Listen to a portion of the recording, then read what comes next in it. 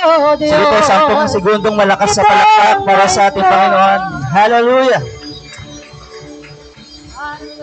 Praise, praise, praise. Come on. Come on, church. The best clap offering for the Lord. Oh, Jesus, Jesus, we worship you.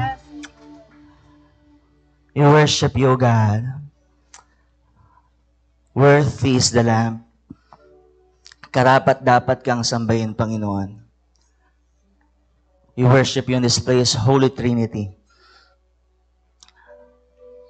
Katulad, Panginoon, ng aming pong inawit sa umaga pong ito, wala po kaming ibang nais, Panginoon, kundi ibigin kang tunay, O Diyos. Ikaw po ang unang nagmahal po sa amin. Kaya po namin magmahal. Kaya ka po naming mahalin. At kaya din po namin mahalin ang aming kapwa. Sapagkat naranasan po namin ang pag-ibig niyo, Panginoon. Salamat po sapagkat ikaw ay Diyos na nagkatawang tao. Inalay niyo po ang inyong buhay para sa amin. Hindi lamang para magkaroon kami ng magandang buhay sa mundong ito. Higit sa lahat para tubusin kami sa aming mga kasalanan at bigyan kami ng buhay na walang hanggan. Tapat ka, Panginoon, na sino ang pong tunay na nagsuko ng buhay sa inyo at nananampalataya sa inyo, ay hindi niyo po bibiguin. At sa inyong takdang panahon, Panginoon, ang bawat isa po sa amin na tapat na nananampalataya sa inyo, tapat na sumusunod po sa inyo, ay inyo po, Panginoon, bibigyan ng buhay na walang hanggan. Salamat po sa umaga pong ito. At salamat, Panginoon, sa inyong presensya sa aming kalagitnaan na kanina pa lamang kasama na po namin. Salamat sa malaya pong pagmiminister sa bawat isa. Salamat po sa malayang pagkilos sa bawat isa sa aming kalagitnaan, Panginoon, at sa iglesia pong ito. At patuloy, Panginoon, kami nagpapakumbaba sa lugar nito. Alam po namin na wala kaming magagawa kapag wala, Panginoon, yung pagsama. Gaano man kaganda, Panginoon, ang tugtugan, gaano man kaganda ang presentasyon na kaya naming may offer sa inyo. Kung hindi niyo po kami sasamahan, O Diyos, bali wala po ang lahat ng bagay. Ay dalangin po namin, O Diyos, nagpapakumbaba kami sa inyo sa oras po nito. Hiling po namin na malaya po kayo mag-minister sa aming kalagitnaan ng Espiritu. Help us, Holy Spirit, to glorify Jesus in this place. And you alone, Jesus, Lord God, ang maitaas sa aming kalagitnaan. Thy servant must be decreased. And we declare that Jesus is Lord over the message that we will be heard this morning. We declare that Jesus is Lord over this second service, O God. At pinapangako po namin sa inyo na sa inyo lamang, Panginoon, ang pinakamataas na papuri. At ibabalik po namin ito sa inyo sa oras nito, sa oras sa mamaya. Ito po ang aming panalangin sa pangalan ni Jesus. Amen, amen, amen. Hallelujah. Pwede na po tayo makaupo sa oras nito. And praise God, praise the Lord. So we are on the second Sunday po ng buwan ng March.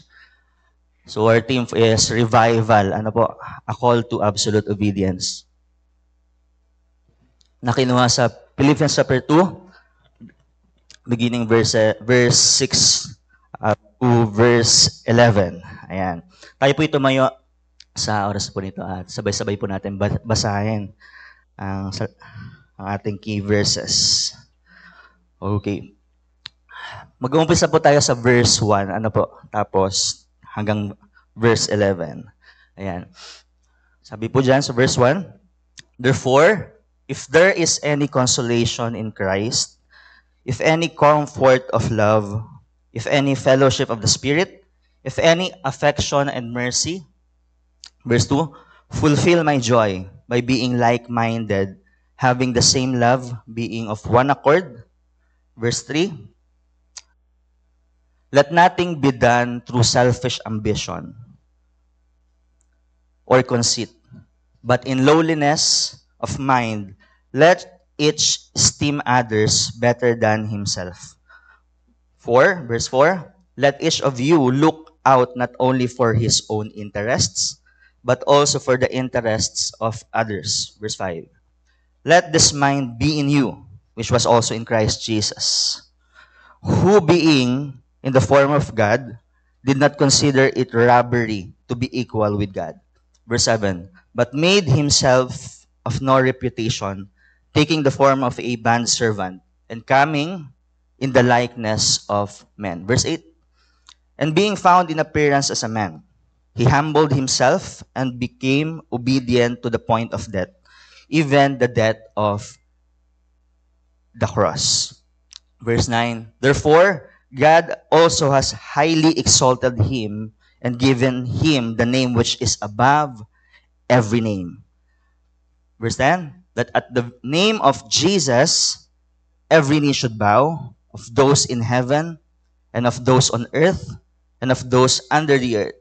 Verse 11, and that every tongue should confess that Jesus Christ is Lord, to the glory of God the Father. May the Lord bless the reading of His Word. Tayo po yung pwede na maupo sa oras na ito at batiin po natin ang ating mga katabi, mga kapatid, sa kaliwa sa kanan ng good morning kapatid. At sa mga nasa unahan din po sa nasa likod, pwede po nating batiin ngayon ng magandang umaga. Good morning po. Good morning sa bawat isa. Hallelujah. Let's move on po sa ating introduction. Medyo mahaba-haba po ang ating intro. Okay.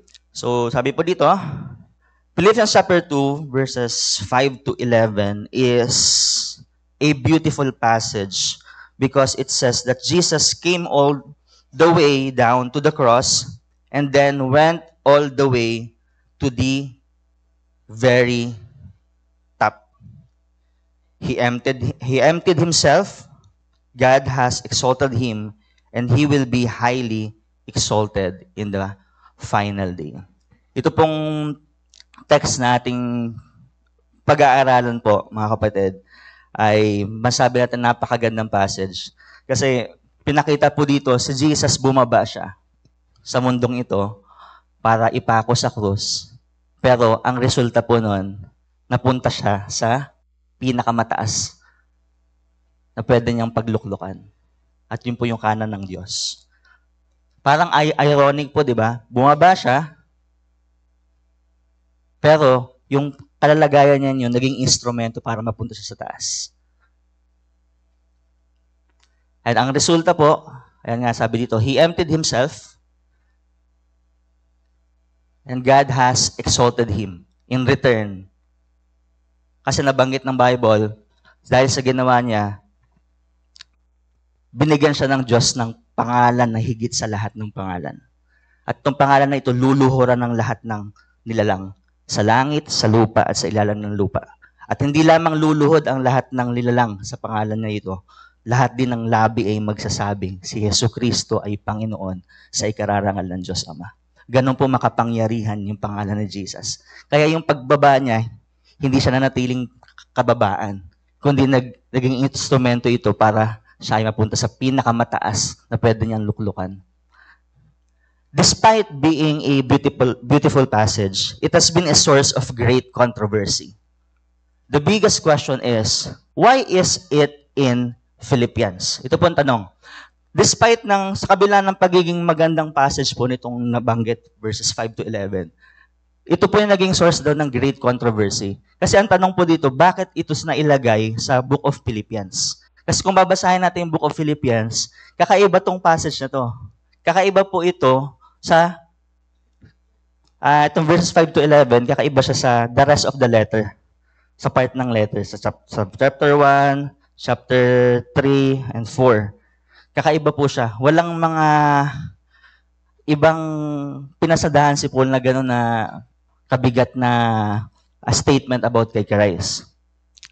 So, ito po yung dalawang controversy. Some have suggested that it is liturgical. Yung text ng first verses 5 to 11, para bang sinasabi nilang liturgical ito, ibig sabihin, connected to sa worship service or hymn, in other words. Kinote daw ni Paul, may dalawang view po sa liturgical view. Kinote daw ito ni Paul sa hymn ng mga early church that time. May hymnal patungkol kay Christ. So, kinote daw ni Paul yung verses 5 to 11 from a hymn. Tapos, nilagay niya sa Bible. Doon sa letter of Philippians. Pangalawang view naman sa liturgical is si Paul gumawa ng hymn patungkol kay Christ. Gumawa siya ng awitin patungkol kay Christ. doon sa nabanggit natin na verse. So while some, iba naman, they claim it as theological. Bakit theological? They consider this text as pinagmumulan po ng theory na kenotic theory of Christ. Pag sinabing kenotic, nanggaling siya sa Greek word na kenosis na nangangahulugang emptied. Kasi nabanggit ng text na yun, in-empty niya yung sarili niya. Hindi niya pinilit na maging kapantay ng Diyos. Kaya may theory sa belief na to, sa theological, na para bang si Christ daw ay parang since in-empty niya yung sarili niya, parang half God siya, 50% God, tapos 50% man. Pero kung titingnan po natin yung text, yung pagiging God ni Jesus, hindi naman talaga niya iniwanan eh. Ginive up niya lang yung privileges niya. Ginive up niya yung privileges niya. And yung right niya bilang Diyos. Halimbawa po tayo, kapag dumating sa point na may ginive up tayo ng mga karapatan natin,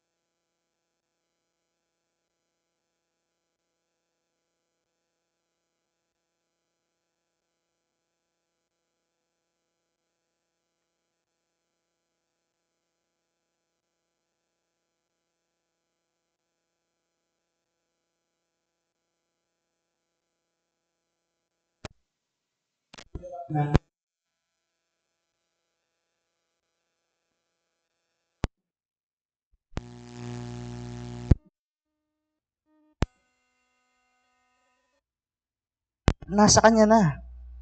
Pero iniwanan niya po yan.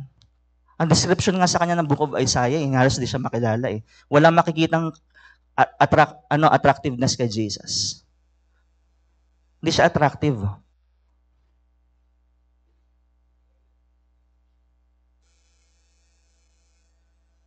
Tapos, bondservant po siya.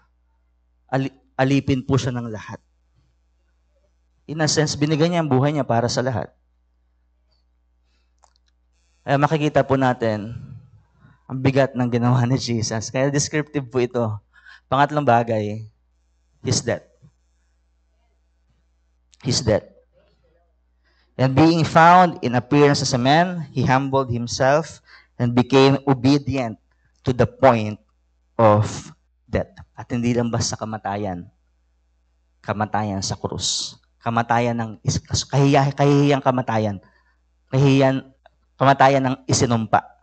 Kasi pag pinako sa krus, binitin sa kahoy, sinumpa ka. Sinumpa ang taong iyon. Ganun po ang kanyang kamatayan. Hindi lang yung parang nawala na ng hininga, hindi na gumising kinabukasan. Hindi naman po ganun. Or anong mga iba't ibang klase ng kamatayan po. Ang kamatayan po niya is at the cross of Calvary. His death.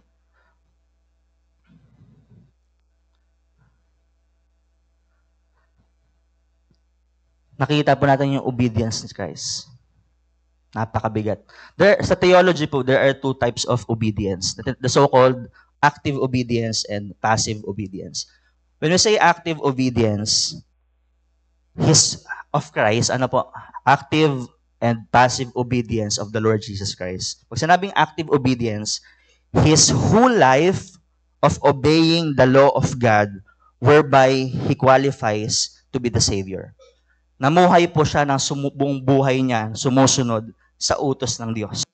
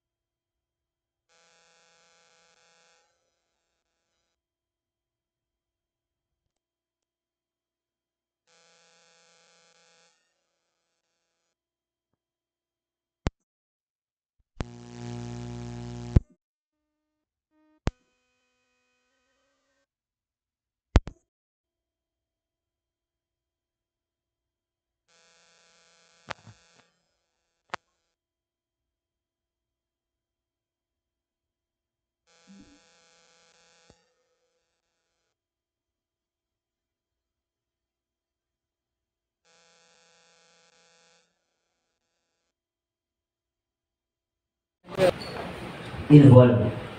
Ingat po.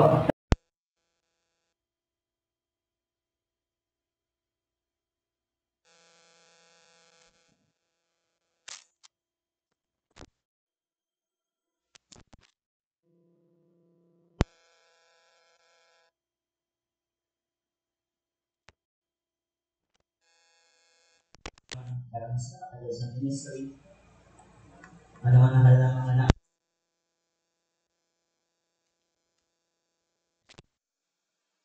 ang poll dito ay ano po mga kapatid? Nakausap si Pablo ay mga Christians.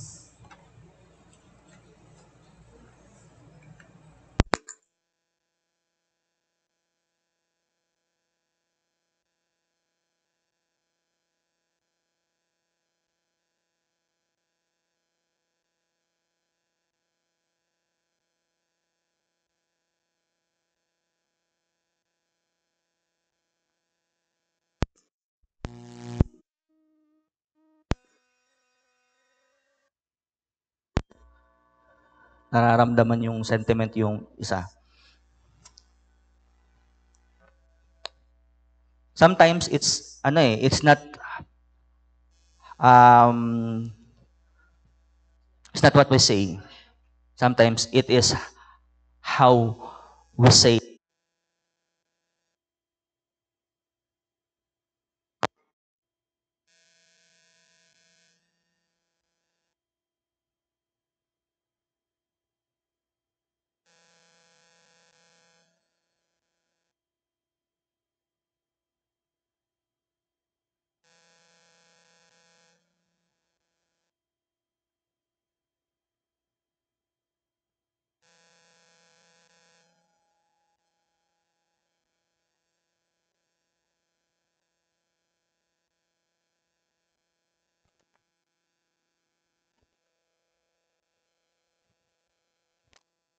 Siguro ang Bible mo.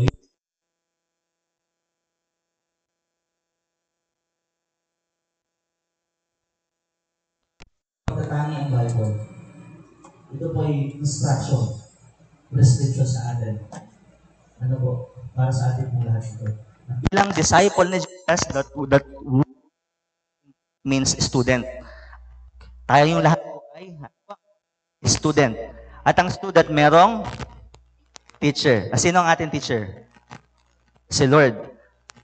May mga student po na magaling. Tama po?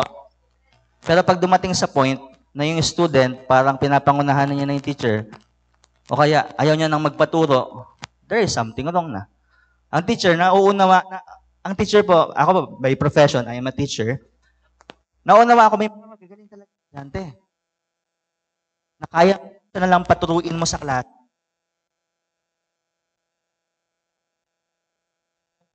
Natututo teacher sa estudyante.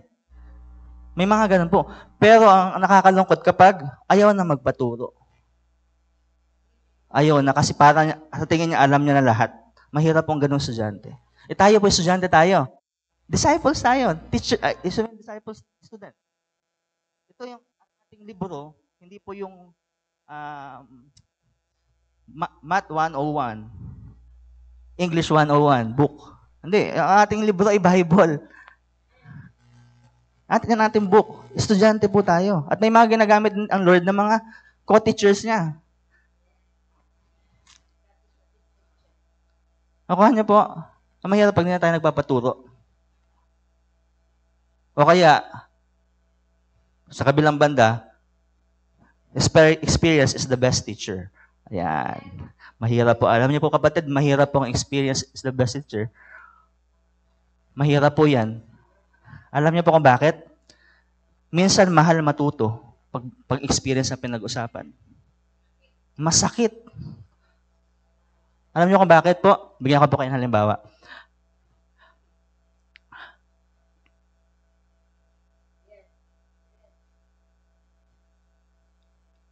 Halimbawa po sa mga na-scam. Halimbawa lang po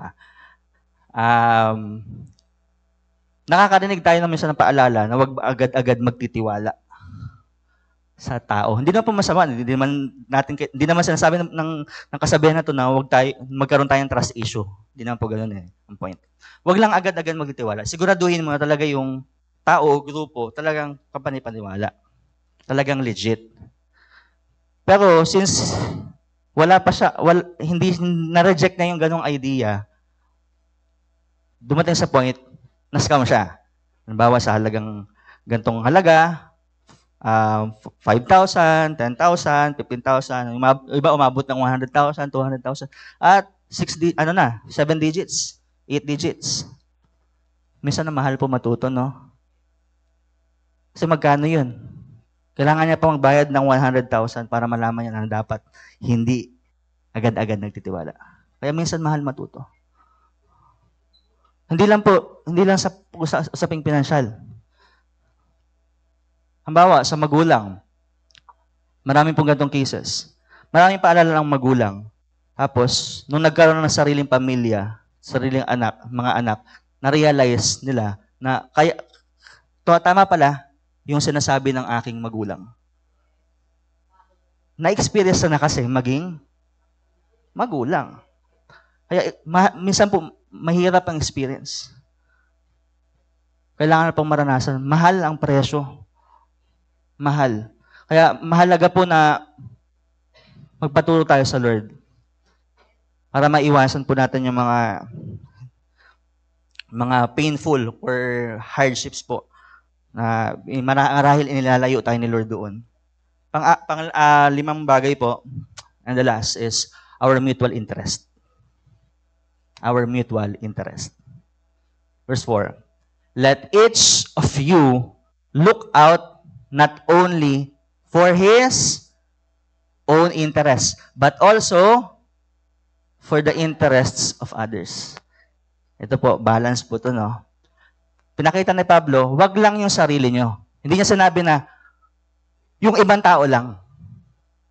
At set aside mo na ang sarili mo. But Paul said, look out not only, hindi lang ang inyong sarili, but also for others' interest. So, mutual po. Pastor, sabi ng Bible, sabi ni Jesus sa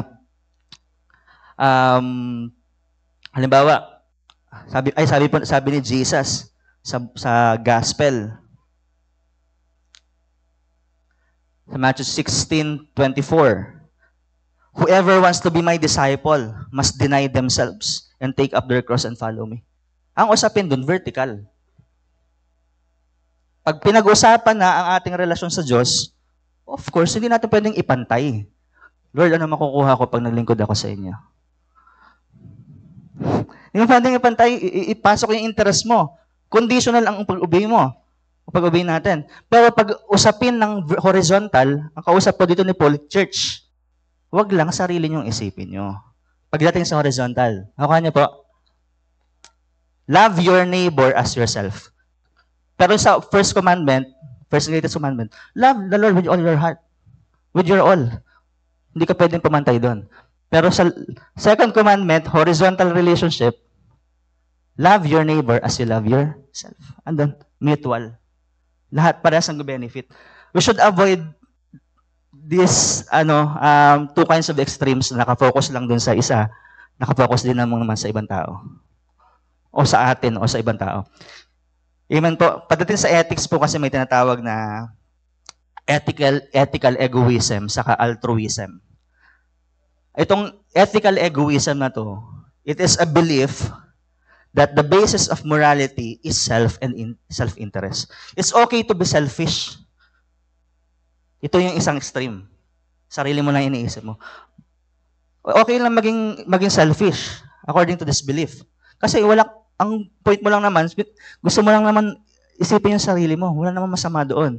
That's extreme, ethical egoism. Pangalawang extreme is yung altruism. Ano po ito? The basis of morality is the interest of others. Para masabing tama, hindi ka dapat nakafocus sa sarili mo, nakafocus ka sa ibang tao. You must be selfless, you must do self-sacrifice and self-denial sa usapin ng pakikipagrelasyon sa kapwa. Extreme din po yun. Makuha niya po? Extreme din po yun. Maraming tao, tuturo po ng Bible balance pagdating sa horizontal relationship. Maraming tao, nakafocus naman sa sarili na extreme sila. Papabayaan na ng ibang tao. Nagbi-business sila kasi wala silang pakialam kung may nasirang buhay sa business nila. Yung sa kabila naman po, yung altruism, nakafocus sila sa ibang tao. Nakalimutan nila sarili nila. Puro na lang yung kapakanan ng ibang tao. Hindi po balance. Halimbawa po sa pamilya, maraming OFW. Buong buhay nila, ginawa nila kumayod sila para sa kanilang mga pamilya. Buong buhay po nila. Nakapagtapos lahat ng pinag-aaral. Tapos, pagkatapos mag-aaral, nagsiasawa ng lahat ang pinag-aaral niya. Umuwi siya ng Pinas, wala na natira sa sarili niya. Ako niya po. May kanya-kanya ng pamilya. Mga pinag-aaral niya. Balanse po ba? Yung pa ba ang kalooban ng Diyos? Tingin ko po hindi. Ang kalooban ng Diyos pagdating sa horizontal is mutual. Balanse. Kasi you cannot give what you don't have.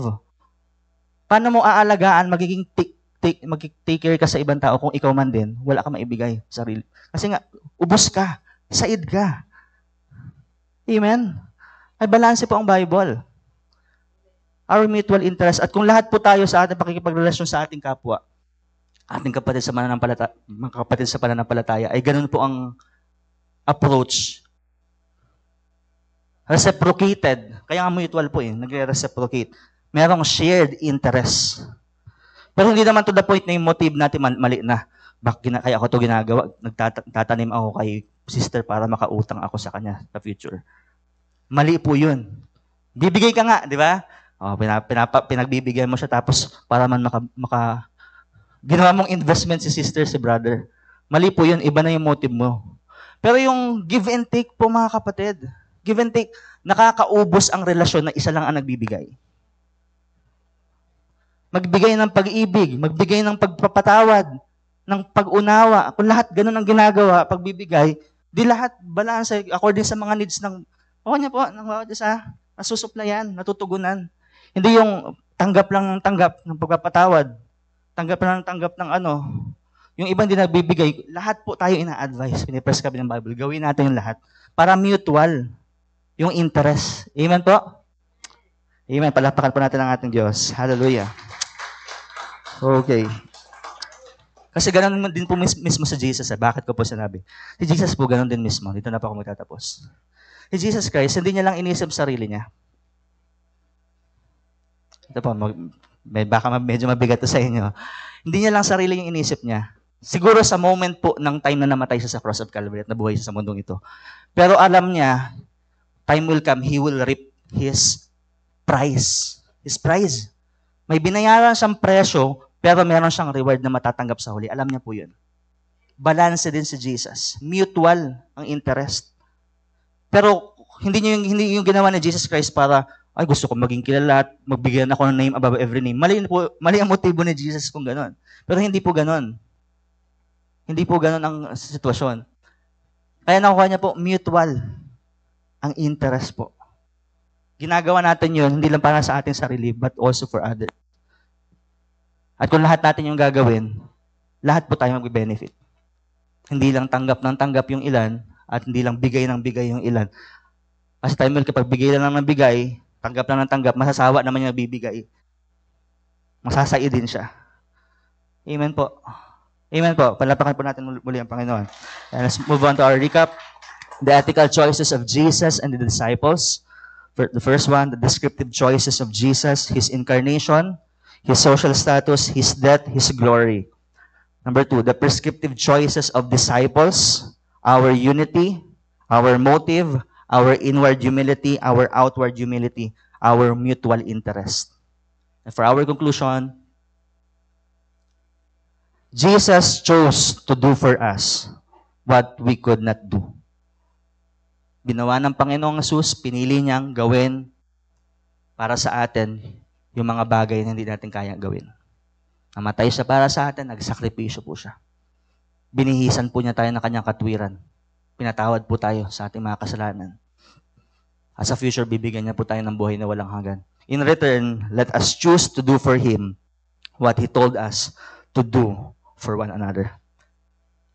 Ngayon po, piliin po natin na gawin para sa Panginoon yung sinabi niyang gawin natin sa ating mga kapatid sa pananampalataya.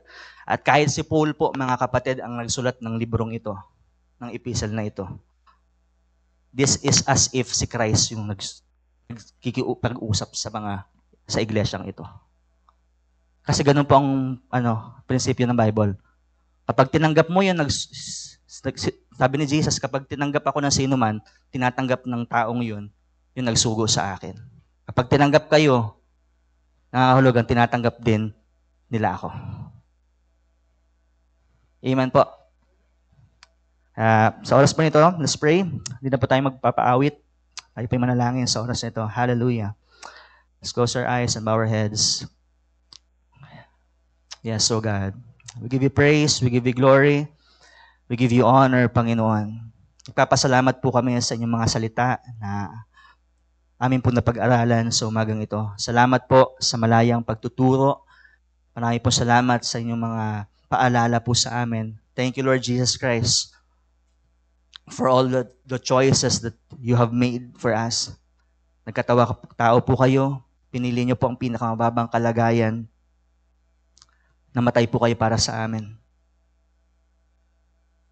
At nais niyo po ang bawat isa po sa amin to pursue unity, to have a right motive, to have a godly inward humility, and mag-manifest ang kapakumbabaan po na ito sa aming pakikipagrelasyon, sa aming mga kapatid sa pananampalataya. And to have a mutual interest na hindi lamang Panginoon na ilan ang nagbibenepisyo, kundi ang lahat, sapagkat ang lahat ay natututo na magbigay, hindi lamang tumanggap. Salamat po. May you bless your word that we have heard this very morning. Pagpalain niyo rin po ang bawat isa na nakinig po ng iyong salita na nagdaan ng oras, Panginoon, sa dakong ito. Let your word be fruitful, Panginoon po, Panginoon, sa buhay ng bawat isa. At tulungan niyo po kami. May you give us the grace na magawa po ang pinapagawa niyo po sa amin. Salamat po. Bless this church. Bless this service. This is our prayer, Father God in heaven, in Jesus' name. Amen. Amen.